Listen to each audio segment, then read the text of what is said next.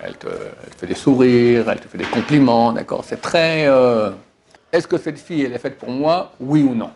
Étant donné qu'elle te plaît, et tu as des sentiments, et tu es amoureux. J'ai bien vu ces problèmes avant le mariage, mais j'étais aveuglé, je ne pouvais pas dire non. Il est impossible qu'après une première rencontre, tu te dises c'est elle. Et ça ne veut pas dire qu'après le mariage, tout ira bien.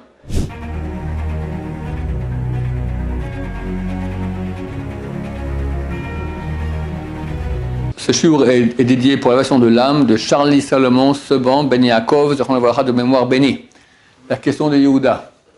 Alors comment on sait si la femme qu'on a rencontrée, c'est la bonne? Comment savoir si la personne qu'on a rencontrée, la femme c'était un garçon ou le garçon c'était une femme? Si c'est le bon numéro avec lequel on peut se marier. Bon, d'abord, il y a une chose que je répétais très souvent dans les cours, je peux le répéter ici rapidement. Hein. La technique juive du mariage, la technique goy du mariage. La technique goy du mariage, qu'hélas beaucoup de juifs ont emprunté, c'est, tu connais rien de la fille, mais tu l'as repérée, elle est mignonne. Et il y a toutes sortes de façons de repérer, de la pire à la moins pire, mais toutes sont fausses. La pire, tu vas en boîte, c'est même pas si tu la vois, tu vois pas, tu vois parce qu'il y a les psychédéliques comme ça, puis ça se balade, les cheveux, machin, les formes, tac, tic, tac, bon. Et tu prends contact avec elle. Autre façon, on sort avec les copains, il y a aussi quelques filles, tout ça, et hop, elle est mignonne, tu fais une blague, elle rigole, avec les cheveux, elle fait comme ça, ting, elle t'a verrouillé dans son... Et toi aussi, tac, et tu fais le coq, elle fait la poule, tu fais le coq, tu fais la poule, hop, on se plaît bien, et on discute, etc. Et après, évidemment, il y en a qui font des péchés ensemble, graves, il y en a un peu moins graves, il y en a à moitié, il y en a, etc. Et au bout d'un moment, ils se fréquentent, donc au bout d'un moment, ils se disent, bon, peut-être que c'est ma femme. Parce que maintenant, ce n'était pas certain. C'était surtout un peu pour s'amuser, voir, fréquenter, d'accord. On n'est pas encore certain. Et là, on comprend que c'est une décision extrêmement grave. Parce que la mère de mes enfants, ma femme pour toute ma vie, Olam Hazeh Olam Haba, c'est pas parce qu'elle a fait la poule quand j'ai fait le coq, et qu'elle est sympathique, et que, on va dire, tout ce qu'elle apporte au niveau physique, ou même au niveau spirituel, mais très bas niveau, d'accord? Elle te fait des sourires, elle te fait des compliments, d'accord? C'est très... c'est pas le corps qui est touché, mais c'est presque le corps, d'accord? Les parties les plus animales de notre âme, on va dire, ne sont pas les bonnes raisons qui doivent définir si c'est elle ou pas, qui est destinée à être notre femme et la mère de nos enfants. Et ça, chaque personne un peu sensée le sait. Donc elle se dit, attention, là, maintenant, je dois mettre en tant que juge impartial et commencer à analyser et prendre une décision. Est-ce que cette fille, elle est faite pour moi, oui ou non? La Torah dit qu'il y a un juge à qui on a donné 5 centimes d'euros pour juger de façon équitable, pas en faveur d'une des deux parties, mais une des deux parties lui donne 5 centimes d'euros pour juger équitablement. Ce juge ne peut plus juger. Il est non valable. Pourquoi? Parce que forcément, son corps va être plus attiré par le côté des gens qui ont donné les 5 centimes d'euros. Maintenant, toi, tu te mets en tant que juge pour juger est-ce que cette femme-là, c'est celle qui me va, oui ou non. Alors, il faut regarder les pour et les contre, d'accord? Elle n'est pas parfaite. Tu as vu un peu son sale caractère, tu l'as vu de temps en temps, d'accord? Il y a aussi des défauts, etc. La belle-mère, le machin, il y a tout un... C'est pas un package deal, d'accord? C'est pas elle tout seul que tu prends, elle, avec la famille, le beau-frère, etc. Et les qualités. Et tu dois juger. Forcément, étant donné qu'elle te plaît, et tu as des sentiments, et tu es amoureux, c'est presque impossible de dire je me marie pas avec elle. J'ai reçu, je ne sais pas, des dizaines, des centaines de mails de gens qui ont eu des problèmes après le mariage terribles. Elle dit, elle le dit, j'étais aveuglée par l'amour. J'ai bien vu ces problèmes avant le mariage, mais j'étais aveuglé, je ne pouvais pas dire non. On voit très bien qu'il y a des problèmes. Alors qu'est-ce qu'on fait?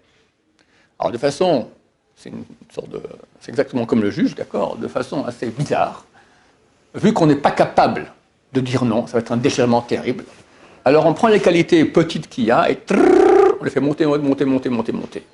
Et les défauts qu'il y a, on les fait descendre. Ah bon, il y a quelques défauts, mais regarde les qualités qu'il y a. On fait un faux jugement. Et puis on dit, bon, puis avec le temps, ça va s'arranger, ça va s'arranger, ça va s'arranger. Tu parles. Avant le mariage, c'est toujours mieux qu'après le mariage, il faut savoir. Après le mariage, c'est toujours pire qu'avant le mariage. Et on se marie, et bizarrement, quelques mois après le mariage, toutes les qualités redescendent à leur vrai niveau, qui est tout petit, et les monstrueux défauts arrivent à des niveaux énormes. Et c'est insupportable, on se rend compte qu'on s'est trompé. Trop tard, Balthazar, elle est déjà enceinte. Ou même divorcer, c'est pas facile, on va encore essayer un peu, etc., etc. Terrible! Ça s'appelle la méthode Goy. La méthode juive, elle dit comme ça. Elle dit, pour se marier, il faut deux choses. Il faut, un, que la fille soit bien. Deux, que je sois amoureux. Même si une fille, elle est bien, elle a toutes les qualités du monde. Mais si je ne suis pas amoureux d'elle, je ne vais pas me marier avec elle. Il n'y a quand même pas une seule fille bien au monde. Donc quand je rencontre des filles, je veux que je rencontre beaucoup de filles très très bien. Vraiment impec, toutes les qualités, tout ce qu'il faut. Mais ce n'est pas chacune qui est faite pour moi, il y en a une qui est faite pour moi. D'accord? Alors il faut vraiment que je sois aussi amoureux d'elle. Si je suis amoureux, mais il n'y a pas une fille qui est bien, c'est faux. Si c'est une fille qui est bien, mais il n'y a pas d'amour, c'est faux aussi. Alors comment on fait? La méthode Goy, c'est à dire tu tombes amoureux. Une fois que tu es bien amoureux, tu prends la décision de vérifier si c'est une fille qui est très bien. Nous on dit ça ne va pas. Parce que forcément, déjà, ton jugement, il est faussé. Shohad, pot de vin. Tu ne peux pas dire non. Presque impossible. Donc tu dis oui, et tu te fais avoir. La Torah dit, bon, on va faire ça. Au lieu d'aller dans ce sens-là, on va aller dans ce sens-là. D'abord, tu vas vérifier que c'est une fille bien. Puis après, si c'est une fille bien, tu vas laisser ton corps, tu vas laisser les chances à ton corps de tomber amoureux. Si tu tombes amoureux, bah, c'est le bon numéro. Si tu ne tombes pas amoureux, ce n'est pas le bon numéro. On appelle ça la rencontre organisée. Ça veut dire, ou bien ça passe par des femmes qui s'en occupent, on déconseille d'habitude, c'est mieux par quelqu'un qui nous connaît bien, qui veut notre bien, connaît notre fille, qu'il connaît bien aussi, il veut son bien elle aussi, il pense que les deux ça peut être bien. C'est mieux que les chatralim, ceux qui font ça par métier, parce que les gens par métier, ils font ça, ils veulent absolument, plus il y en a qui font, plus ils ont de l'argent, donc c'est très intéressé, et très souvent c'est mensonger même, d'accord? Il faut faire attention à cela. Pas toujours, mais il y a un risque. Quand c'est vraiment des gens qui veulent mon bien, qui me connaissent et qui connaissent la fille, et ils me disent, regarde une fille que je connais, un tel, qu'est-ce que tu en penses de faire une rencontre avec elle? Première chose, avant de rencontrer déjà, je fais une enquête. Quelle est la famille? Comment elle est? Prends des renseignements. Et pas des renseignements du premier bord. Tout le premier bord va dire, les copains, tout ça, c'est Rabbi Maël, et ses profs, ouais, excellent, toujours excellent. D'accord, le pire est toujours excellent. Il faut prendre près du deuxième niveau, un peu plus éloigné comme ça, et puis commencer à être attentif. Des fois, on ne va pas dire les choses qui sont mauvaises, on ne le dit pas clairement. On signifie, d'accord? On te donne le petit sommet de l'iceberg, qui est un iceberg que tu dois deviner qui existe. Si au niveau de l'enquête, tout va bien, première rencontre. Il est impossible qu'après une première rencontre, tu dises c'est elle. Ou bien elle dise c'est lui. Tout ce que je dis maintenant, c'est dans les deux sens, n'est-ce pas? C'est impossible. Tu peux dire ou bien c'est certain que c'est pas ça, ou je ne sais pas. Si c'est certain, il y en a qui disent c'est une deuxième fois aussi, parce que le type il imagine, normalement on ne voit même pas une photo avant, d'accord? Alors lui depuis qu'il est petit, il imagine une blonde, haute, 2 mètres, avec les cheveux comme ça, puis elle fait 1m60, un peu noiraude, comme ça, c'est pas tout ce qu'il aurait imaginé. Donc le choc fait que la première fois il n'est même pas capable de pouvoir réfléchir tellement il est choqué par rapport à ce qu'il avait imaginé que serait sa femme, est-ce que c'est en réalité? Quand il vient une deuxième fois, il est déjà habitué à l'idée, il peut avoir déjà un regard beaucoup plus juste. C'est arrivé très souvent que la première fois quelqu'un a dit non, deuxième fois il a dit non, ça peut en fait, ça peut aller, j'avais un jugement un peu trop rapide. Mais s'il dit non, ok, alors on respecte, d'accord. Et on va aller de fois en fois, ou bien c'est non, ou bien c'est je ne sais pas. Au bout d'un moment, on arrive à un point où on a déjà fait 4, 5, 6 rencontres qui font environ 2 à 3 heures chaque fois, ça fait peut-être 15 heures d'interview, où on n'a pas parlé de bêtises. quand on parle de Roland Chidour, alors c'est sympathique, il y a une bonne ambiance, mais on parle de choses très très essentielles dans la vie, comme on voit la vie, qui on est. Moi, je vais raconter qui je suis, elle va raconter qui elle est, et on va voir si ça correspond, d'accord? Donc, c'est énorme.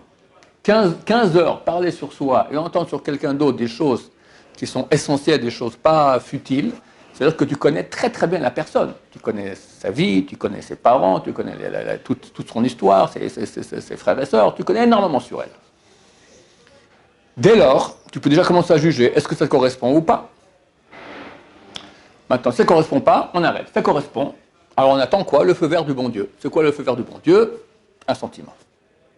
Si ce n'est pas le bon numéro, on va jusqu'à 8, 9 rencontres maximum. Si après 8, 9 rencontres, il n'y a rien qui se passe, et ça, je peux dire d'expérience avec mes enfants, c'est arrivé, d'accord?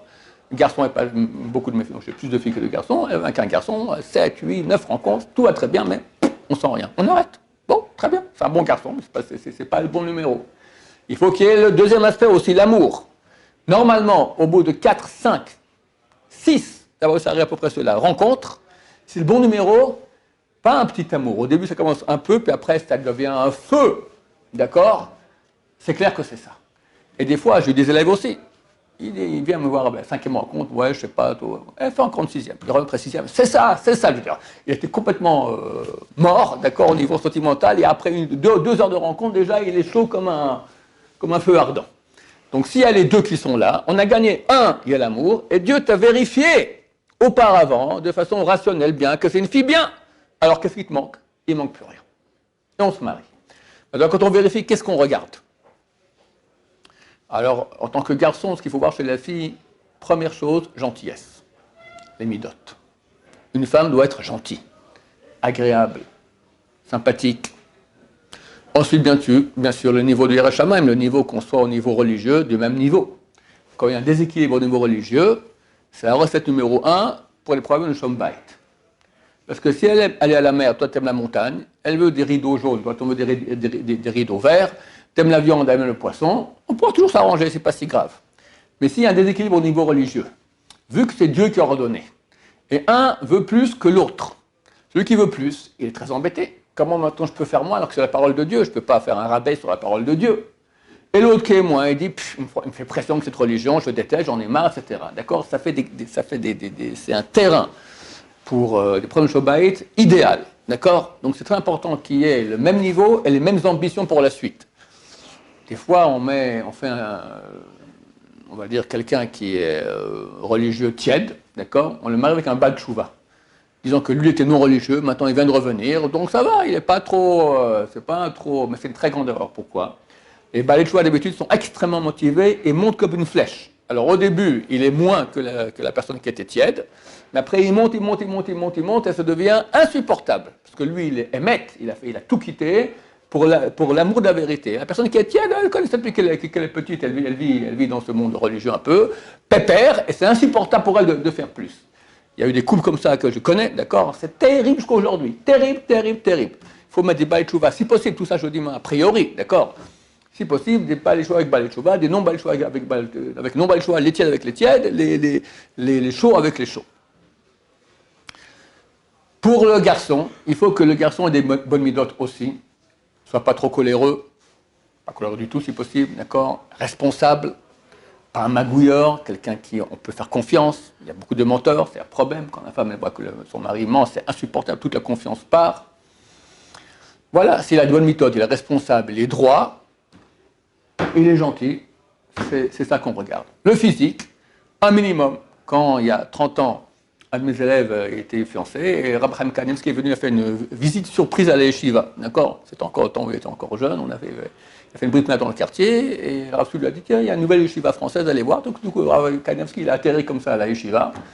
Alors, bon, tout le monde était très très content. Puis quand je pose la question, voilà, chez Dour, tout ça, et au physique, il se pose des questions. Il dit rien, il lui a dit physique, pas du tout attention. Je réponds, il a raison, mais pour qui? Pour Bnei Brak qui a 30 ans. Même aujourd'hui, je crois que même Bnei Brak aujourd'hui ça a changé. Pour les Français qui ont vu en moyenne, chaque homme français a vu en moyenne 100 000 photos de bonnes femmes, même pas si elles existent, d'accord, elles sont arrangées à l'ordinateur, d'accord, des virtuels. C'est impossible de lui dire fais pas attention au physique. Alors oui, mais savoir que c'est pas du tout essentiel. Il faut que ça passe. Ça passe, l'essentiel, c'est qu'il y ait les bonnes midotes et le même niveau de Yirat Shamayim, de crainte de Dieu, religieux. Normalement, avec ça, tout devrait aller comme il faut. Et ça ne veut pas dire qu'après le mariage, tout ira bien. Il y a un travail à faire. Pourquoi on se marie? Réponse, pour apprendre à s'écraser. C'est pour ça que Dieu a créé le mariage. Apprendre à s'écraser. Les midotes. Insupportable des fois. Il faut tenir bon. Voilà. Baruch Adonai, l'olam, amen va amen.